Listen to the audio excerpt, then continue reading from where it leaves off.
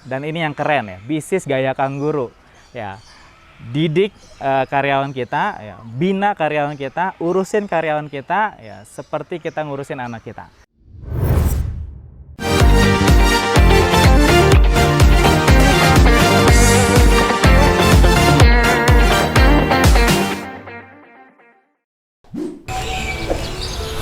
Oke, sekarang saya lagi ada di kandang kangguru, ya.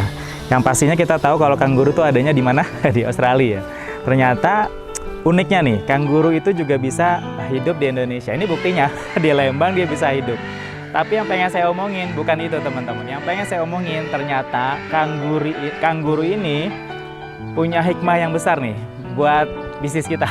Ya, lagi-lagi kita ngomongin bisnis nih. Saya searching di Google ya. 7 fakta unik tentang kangguru. Nomor 1 ya, di sini ditulis dia suka berkelompok. Oh, keren kan? Kangguru ya suka berkelompok. Ini apa hikmah yang bisa kita ambil? Bisnis juga harus berkelompok harusnya. Binatang aja mereka mau berkelompok. Masa kita sendiri-sendirian? Dan seperti sapu lidi, teman-teman. Kalau dia sendiri, nah, dia bisa jadi hanya jadi sampah, dibuang sama orang. Tapi kalau dia bareng-bareng ya, 100 sapu lidi, nah, dikumpulin jadi sapu, bukan lidinya doang. Nah, dia bisa buat buang sampah. Jadi kalau mau bisnis keren jangan sendirian, harus bareng-bareng. Itu satu nih, teman-teman. Kangguru jadi guru kita nih buat bisnis kita. Bisnis harus berjamaah ya. Keren kalau berjamaah.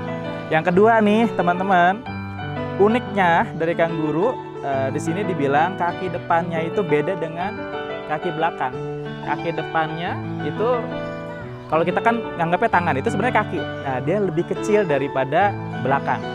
Kelihatannya aneh, teman-teman. Kelihatannya kok begitu sih binatang gitu ya. Tapi ternyata justru dengan begitu dia punya kelebihan banyak banget. Contoh nih, di sini ditulis nih. Justru dengan begitu dia bisa berlari kencang banget, teman-teman. Tahu nggak berapa kecepatan larinya dia? Kita kalah. 65 km per jam larinya kangguru. Tangannya buat ngimbangin kekuatan. Kaki belakangnya itu dengan otot yang kuat dia bisa loncat ya, dan tumpuan belakangnya kuat banget sehingga kecepatannya bisa 65 km per jam. Sesuatu yang beda ternyata punya kekuatan yang lebih daripada yang lain. Jadi bisnis juga harus beda, harus punya kekuatan beda dibanding bisnis yang lain. Kantong, ini yang hampir nggak dimiliki oleh binatang lain ya.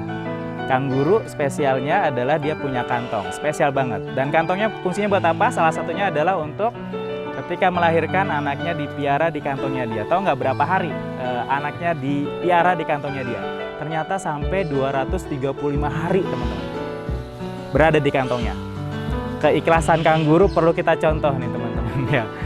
Selama saya hitung 7,8 bulan anaknya hidup di dalam kantongnya kangguru. Allahu Akbar.